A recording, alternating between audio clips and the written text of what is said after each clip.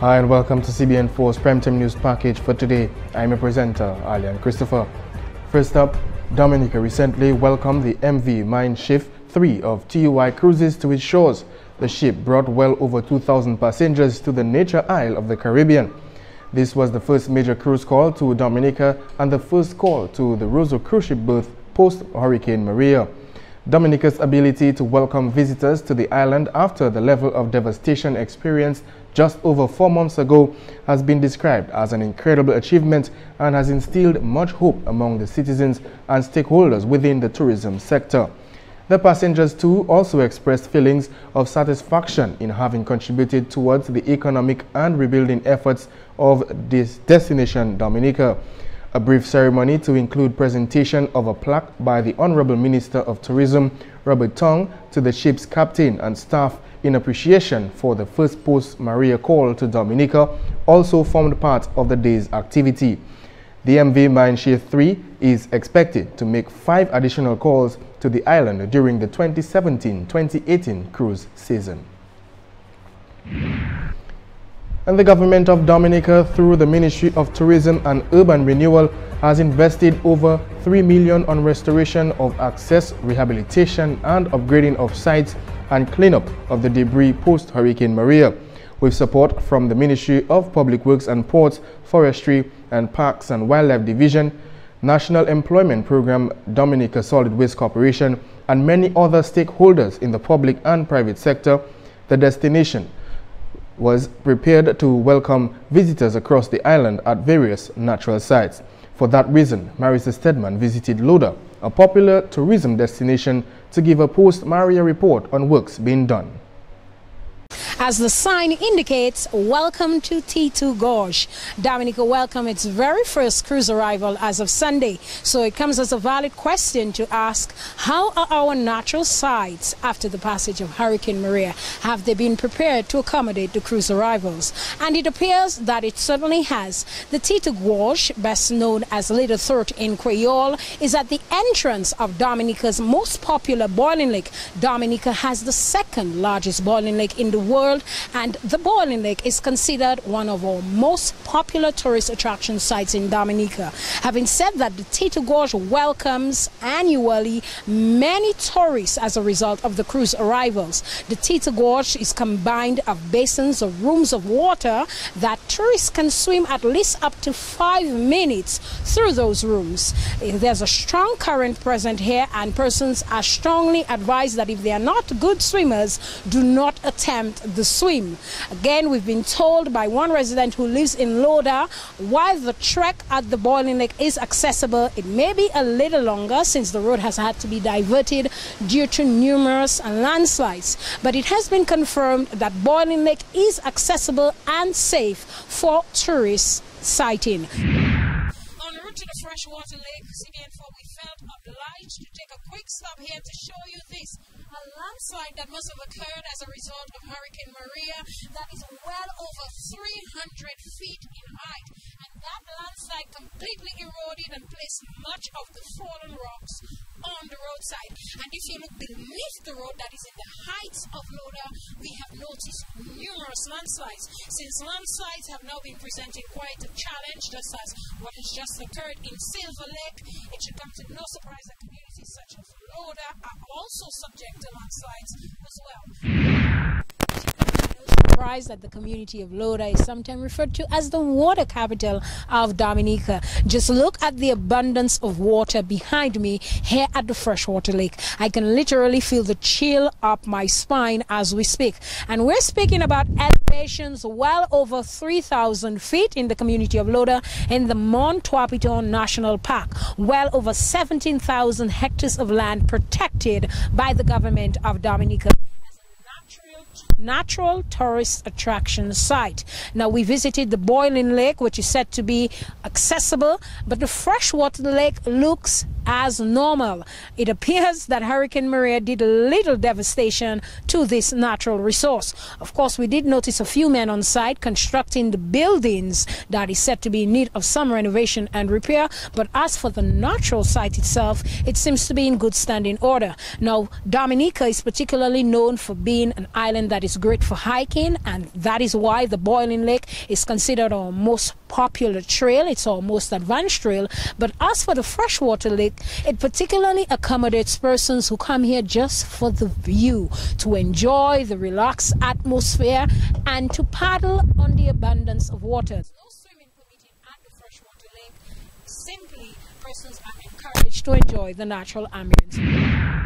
Since the passage of Hurricane Maria on September 18, 2017, there have been reports of numerous landslides. And as we showed you in an earlier clip, Loda is one community that is said to be vulnerable to landslides. Now, we stopped where we noticed that there are road construction works happening as we speak.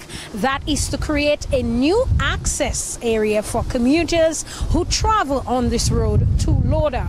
According to the supervisor of the project, who did not wish to speak on camera, he indicated that this is a CDB funded project in order to offer safety and security for commuters who use this road daily. He said that a landslide occurred here 3 years ago. The project was said to have started since then, but it is rather fortunate that today the project has officially commenced. There's a team of men right here who have started constructing a new accessway into the community of Loda that is moving the road more within the mountainous region of Loda as opposed to the very dangerous edges. Marissa Stedman reporting from Loda, CBN4 News. And on Tuesday, an appreciation ceremony was held at the Polyclinic of the Princess Margaret Hospital in recognition of the international partners and volunteers who assisted the Ministry of Health and Environment during the aftermath of Hurricane Maria. Principal Nursing Officer Caesariana Ferrell stated during her welcome remarks that among the most critical areas affected was the workforce, since staff at all levels suffered personal loss. Ferrell further noted that the Ministry of Health and Environment has benefited from professional and competent clinical services of approximately 200 medical volunteers in the clinical areas.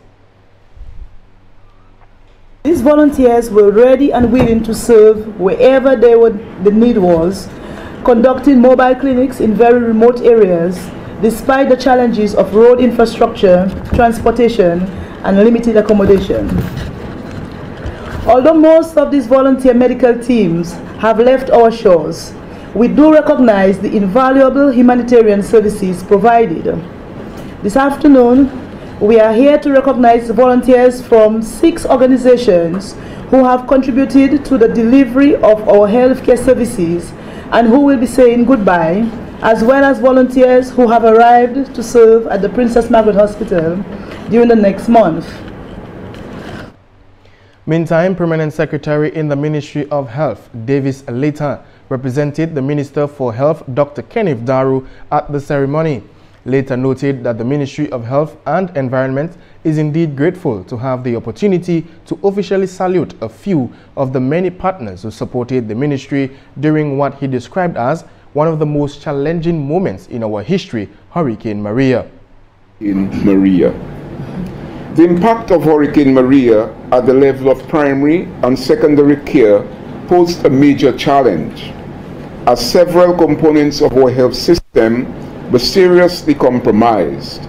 I refer here to our healthcare facilities, the capacity for service delivery at our health centers and hospitals, access to pharmaceuticals and other medical supplies, challenges with our information system, capacity to communicate, and very critically, maintaining an adequate workforce in order to deliver the kind of service that we had to deliver to our people.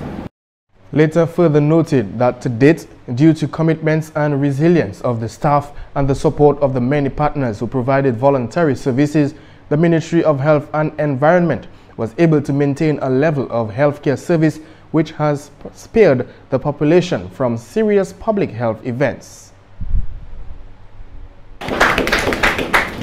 So we are grateful to our staff and to our volunteers who have been able to help us achieve this milestone. In this regard, I also wish to express gratitude to the many who continue to assist us in our infrastructural repairs, or water, sanitation and hygiene, what is referred to as WASH, the various other support programs, psychosocial support and others, donors of supplies and other pharmaceuticals, our logisticians, our communication and surveillance experts. We still have the PAHO epidemiologist with us still after 2 months now, and she's decided to continue for a further 2 weeks. And most importantly, you, our healthcare volunteers, who have come forward to provide clinical care at our various health centers throughout the island at a time when traversing the Dominica roads weren't any easy feat.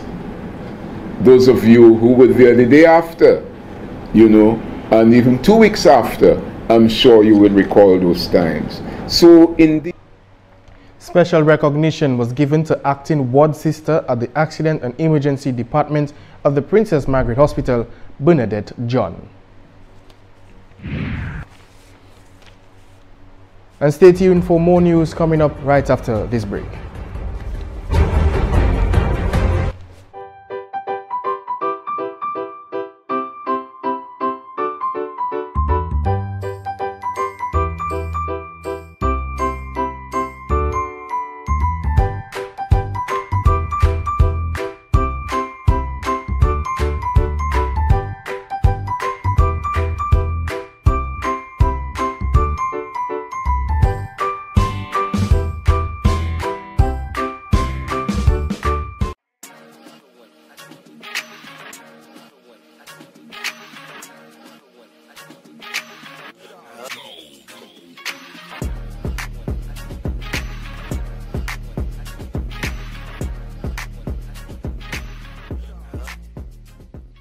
Les moun qui ni TB estene et ben tout se, moun qui en bonne santé oli ouin ka respire se vermine la. Moun qui pa ni bon tempérament kon sa ki ni maladie HIV, alcool, ka fumer, ti mamay e grand moun bien sensible pour ces maladies ça là. Moun qui ka tousse ni pour prendre précaution les yo en parmi moun en place publique, couvert bouche ou le ka estene et tousse. Visitez docteur et ben place santé. Fini tout traitement yo ba ou sa joine guérison et puis maladie TB. En responsabilité ou aider du bout si men maladie TB et HIV, protéger corps et les autres. And welcome back. The Dominica Press Corps will hold its inaugural annual general meeting on Saturday, February 3rd at the University of the West Indies Open Campus Auditorium from 9 a.m. Under the theme, A Modern Media Fraternity Pursuing a Unified Goal, the AGM will feature addresses from the interim president of the Dominica Press Corps, Gavin Richards, and president of the Association of Caribbean Media Workers, Wesley Gibbons. Additionally, registered members of the Press Corps will have the opportunity to adopt the official name of the association, review the drafted constitution before it is adopted, and vote for the executive committee. Persons who wish to register and become members of the Dominica Press Corps are asked to do so. You can find the link together with this story on our website CBN4.com. Registration remains open until Thursday, February 1st, 2018. And amid rumors that he resigned from his position as event and festivals manager, Val Coffey attended the Dominica Festivals Committee press conference earlier this morning. Even before the press conference officially began, Coffey indicated to members of the press conference that the press conference was called primarily to discuss the events that have unfolded and the events to come for Dominica's Carnival in 2018.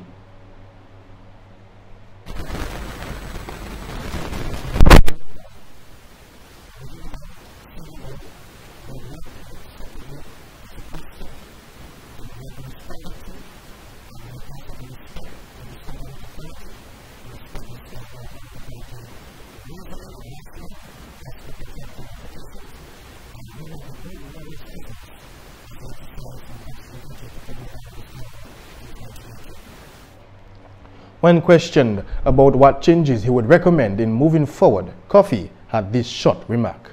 Can I answer this question to you after Carnival? Because I would like to enjoy my Carnival before I answer that question. Next question, please.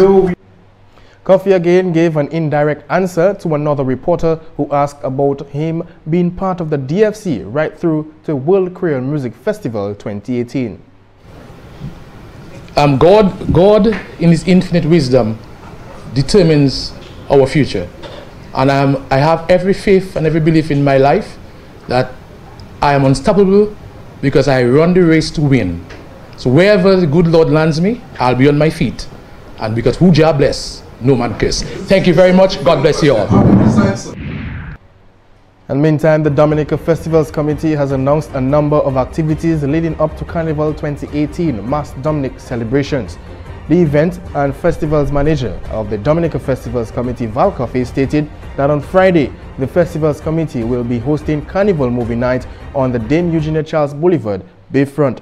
The movie night is scheduled to start from 4 p.m.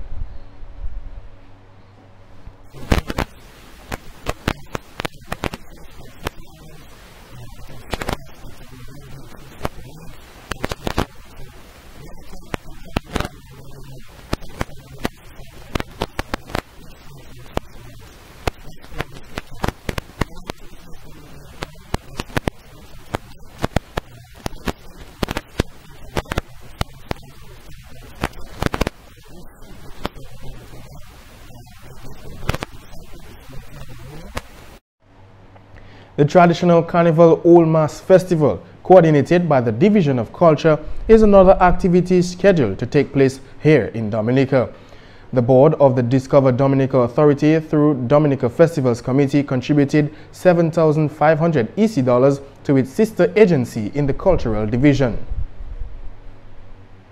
This year, the festival will be held on Sunday, February 4th in St. Joseph, St. Joe City, which is known for its vivid and lively old mass tradition of Sensei and Lapo Cabrit. The event's proceedings will begin with a parade from the Celeblora Primary School to the St. Joseph playing field at 3 p.m. where the various traditional groups will perform. We would like to thank all the 15 bands participating, and they are the Kalinago Traditional Mass, St. Joseph Sensei, Cassibrus Negmawa, Cassava Peace, Sakis Lapo Cabrit, Saint-Sauveur Primary, Firestick, St. Mary's Primary, Gota Lapo Cabrit, Mahobuyo Lapo Cabrit, Africulture Stilt Walkers, Colio Bandmove, Good Hope Black Devils, Bacchanal Women, Big Bottom Ladies, and Sugar Fire. Another landmark activity on the cards for Dominica, especially for visitors coming home, is the Lagos Street Jam. The Lagos Street Jam brings the Swinging Stars Orchestra together with the top calypsonians with road march songs.